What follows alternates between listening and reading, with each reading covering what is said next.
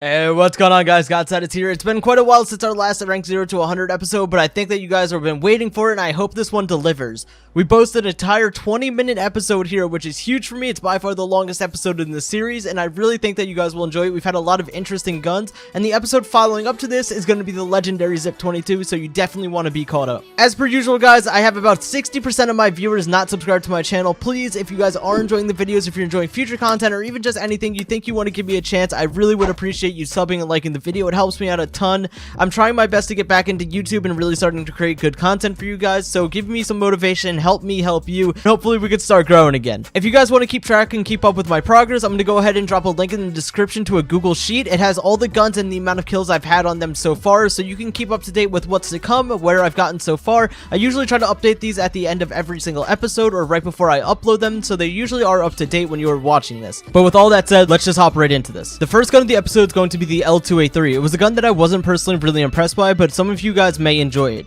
The gun boasts a 3-shot anywhere in the body, including the pinky toe, up to about 45 studs, but it can also 2-shot headshot up to 45 studs, and that's honestly the main calling card of this gun. The gun doesn't boast any special rate of fire, shooting at 550 rounds per minute, which is actually one of the most slow SMGs in the game. It really isn't that impressive, but that high damage really does make it usable. For some reason, I was under the impression initially that this gun was the M3A1. It could 2-shot to the torso, but I promise you I was 100% wrong about that. However, the gun did hold its own. I really don't have much to complain about. It has a 1.4 times multiplier to the head, obviously just a normal 1 times torso and limbs. It didn't boast anything too crazy. I wasn't super impressed, like I said. However, if you guys are better at hitting headshots than I am, because I normally just go for the body for the sake of, not trying to play the game too seriously.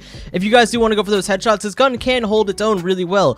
Granted, it is still nowhere near the fastest time to kill gun in the game. It has a 0.1 second time to kill if you're hitting both headshots at that close range, but at the same time, I always personally enjoyed the faster SMGs for the most part. While I wouldn't knock this gun off and say it's absolutely useless or anything like that, because it's not. It definitely has a place in the game, but it wasn't something that I personally loved. I believe the attachments I ended up using were something like a mini sight compensator, folding green laser, the basic setup that I usually use for most of my guns, and it did really well. The gun has a really good amount of accuracy. It can 5-shot anywhere up to max range. However, once we progress to higher ranks and you unlock something like the M3A1, this personally in my opinion will become obsolete. It won't be anywhere near as good, but for early on, if you want to switch it up a little bit, you want a different pace of the game, try out something new, why not? I personally wouldn't waste any credits on this gun. I wouldn't waste any credits buying attachments for the gun. Even with no attachments, the gun still did just fine. I think the gun was fun. I enjoyed my time using it. I didn't have any complaints, so a pretty solid gun in my book. Give it a shot.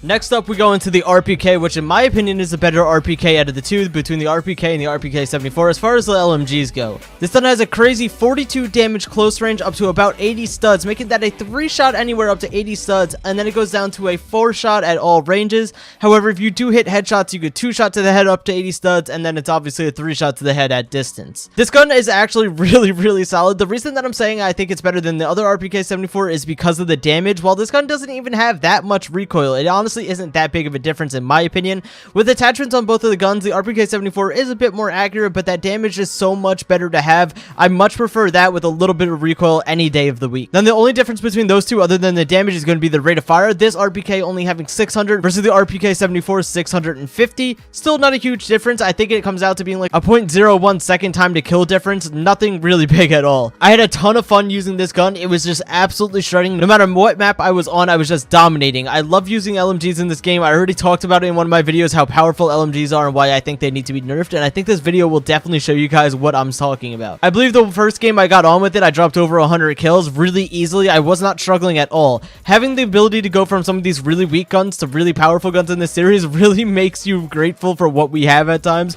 because going from this gun to eventually the 5.7 later, you have no idea how much more difficult it was to play with it. Now, as with all LMGs, the gun will have a long reload. That's nothing to really panic about. The reload really isn't that detrimental. It's actually one of the quicker ones, if I'm not mistaken, on LMGs, having a reload time of 3 seconds if you don't mag dump and 3.6 if you do. That's arguably somewhat comparable to ARs now that I think about it. That's insanely good. Now, people would ask if I would recommend it or my attachments. The attachments I believe I personally would use on this gun, or whatever sight you want. I'd usually go with a Coyote or Reflex. I usually use Reflex on LMGs for some reason instead of Coyote. I really don't know any reason why. But let's say a Reflex, a muzzle brake, a folding or a stubby grip, and then a green laser is always going to be my pick. I personally just like the folding holding. I don't like switching things up all that much. I'm not saying this is the best setup, but I think it's a really good one. I think that using credits on this gun is honestly pretty worth it. Now, if you want something 100% accurate, go with the AUG H-bar, and that gun is still extremely dominant, which you actually unlocked earlier than this gun. But if you want to go for something more powerful, this RPK is 100% a really good pick. It's definitely one of the more well-rounded LMGs, and I think that a lot of people can get into this one easier than most. Taking something like the MG3KWS or something, things like those, I don't think are worth spending your credits on, but the RPK definitely would be. I would 100% give it a shot if you guys haven't already. Oh, this is going to be a fun one. The L85, one of the best ARs in the game that people really don't seem to ever talk about, and I don't understand why. This gun can hit a 4-shot consistently at all ranges, and we're going to talk about the attachments you could throw on this later because it's really interesting. Now, while this gun does have accuracy that can even rival the AUG series, which is nutty to think about because the AUGs and this gun are both insanely accurate, it's really hard to play against. It also is just an overall really well-rounded AR. It has the default, movement speed of ARs, the easy reload times, everything about it is super easy, and I don't know why this gun isn't recommended as much as it should be.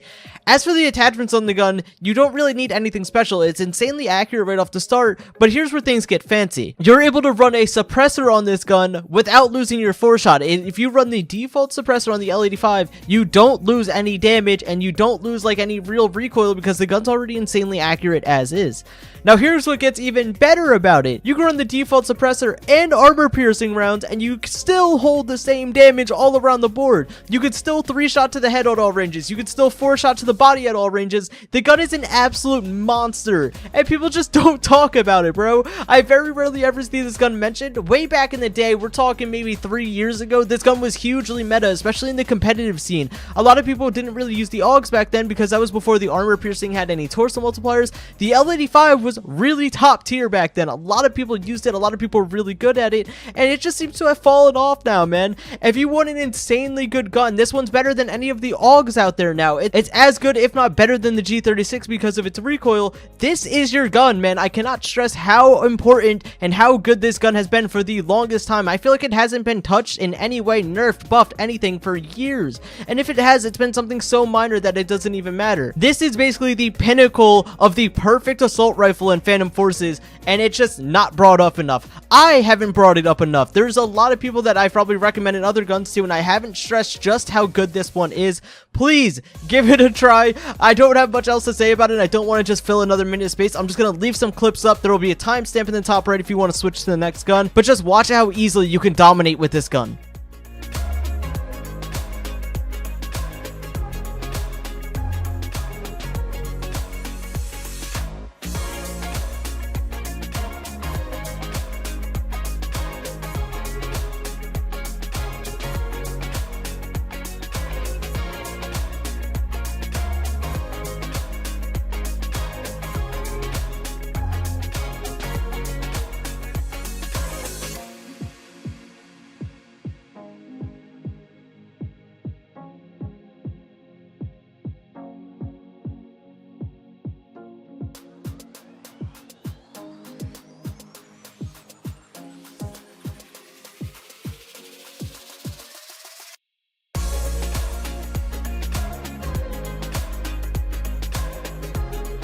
So you guys already know what's going on. It's the KS23M. I'm not going to go on much of a rant or anything in this video. It's probably going to be another, few clips where I'm not talking, but it is what it is.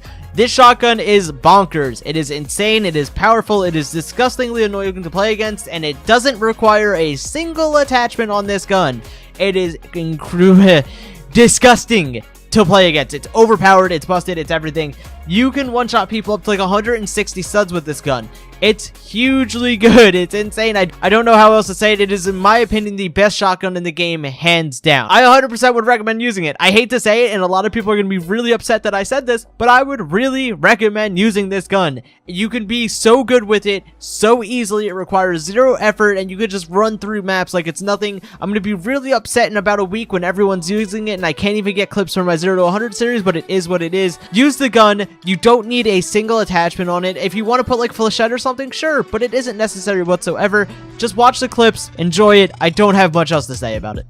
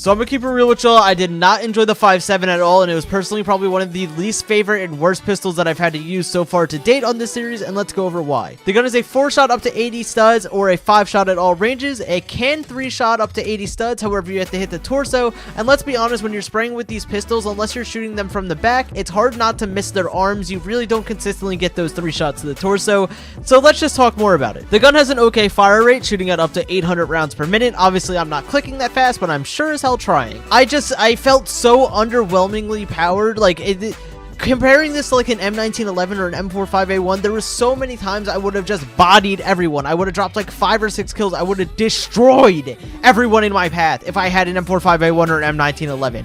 This gun felt like I was held back so much as far as damage. I would absolutely not use this gun again. I would not recommend it to anyone. No attachments will make me enjoy this gun. The 20 round mag does not make me enjoy the gun.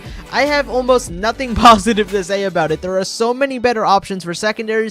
M1911, M45A1, use a Serbu shotgun, a Tech 9, a G18, even the MP1911, the automatic one, the M93R, literally anything in this game as a secondary I would rather use than this. I'd even rather use an SFG willingly. And that's saying a lot. Just to put it simple, man, this gun is extremely underpowered. It's underwhelming. It's not anything that I really enjoy. I would not recommend it to anyone. Like I said, so many better options. Please pick something different. If I catch any of my viewers using this gun willingly in a lobby, I'm going to yell at you and refer you back to this video. Save yourself the time. Save yourself the effort. You won't do anything crazy good with it. I mean, I shouldn't say that. People out there could probably do better than I did with it, but it's just not worth your time, I promise. So many better choices. Stay away from this gun.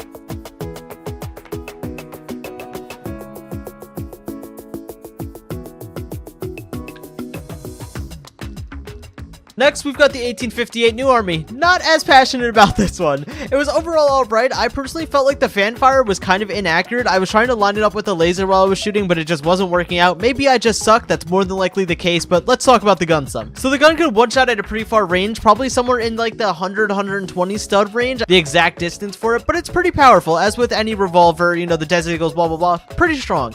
This gun could also has an alternate fire called fan firing. You'd press T on your keyboard to do that. You know, T stands for to subscribe to my YouTube channel, but you know, that's not the point. Fan fire over doubles your rounds per minute, going from 140 normally to 350, and you don't have to like cock the gun back every single shot. Makes it really powerful at close range. You could spam it a pretty decent bit. I honestly used the fan fire quite a lot throughout the video, but it wasn't for me, man. I felt so inaccurate trying to use it that way. I don't know why. Like I said, again, it's probably just me sucking, but for me, it just wasn't good. I honestly think that having this gun with something like the dust shot, which turns it into a shotgun, would make the gun a million times better, and I think Oscar would agree with me. Using the shotgun kind of attachment on this makes it insanely good, but at the same time, it isn't anything too special to begin with. If you can hit headshots really easily, more power to you, bro. Like, you could easily dominate with this gun. My aim was a little booty butt cheeks. We didn't do anything too great, anything too bad. I think we got a decent amount of clips with it. I really can't complain about the gun anyways. It does exactly what you'd expect it to with a revolver.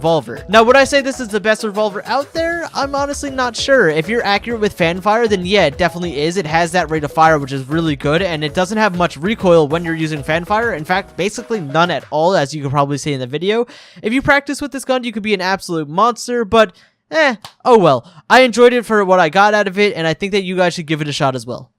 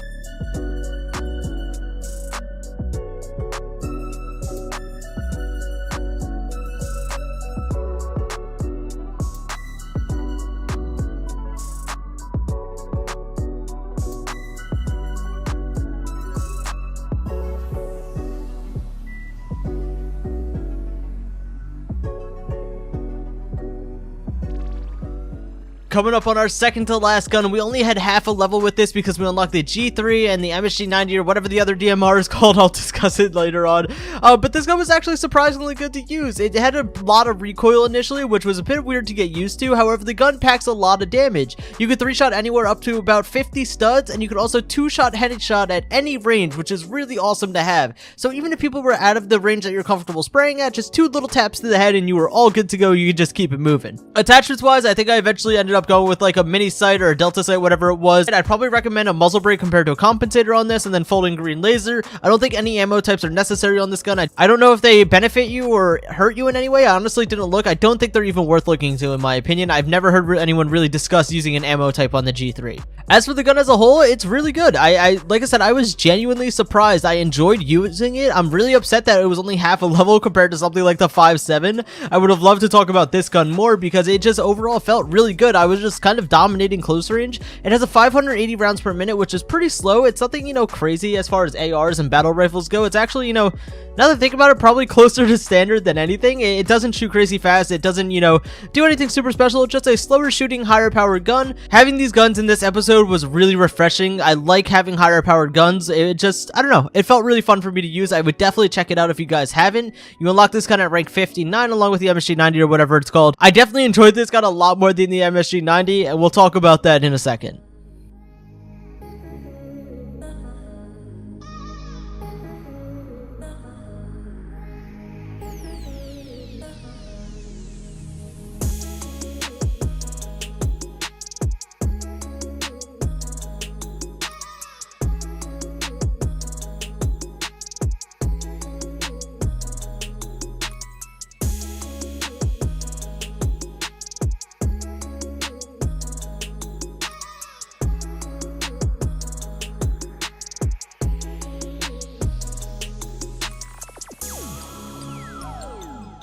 So apparently I was right. This is called the MSG90, and this is going to be our final gun for the episode, bringing us up to rank 60. A long grind, but well worth it. So this gun is actually really strong. Granted, I don't like DMRs, and I'm not a huge fan of like one-tap headshot guns in this game because there's so much movement and people have so much speed that I just don't really feel it's necessary to use these kinds of guns. But nonetheless, it reminds me kind of something like a Scar SSR in a sense, where it has that one-tap headshot up to 110 studs. It's actually really good. I really can't complain. If you're using this gun on something like Metro or something, 110 stuns goes quite a way, and you could easily just start tapping heads left and right. If you have some decent aim and you're patient with it, you could become really powerful with this gun. However, DMRs simply are just not for me. I was switching up sights left and right, trying to find something that would make me, maybe be a little bit more smooth with the gun, but overall, I just wasn't doing anything too great. I mean, I have some clips with it, but it wasn't anything special, I think the gun's really good. If you enjoy hitting, one-tap headshots, and that's something that you're into, definitely give this gun a try. You will 100% enjoy it, I promise, but just not my style of gun. That's gonna wrap it up here, guys. There's gonna be some clips for you to watch towards the end. I really hope you guys did enjoy. Please, again, make sure you hit the like and sub, especially if you've made it this far. You guys are just insane. I really do appreciate you,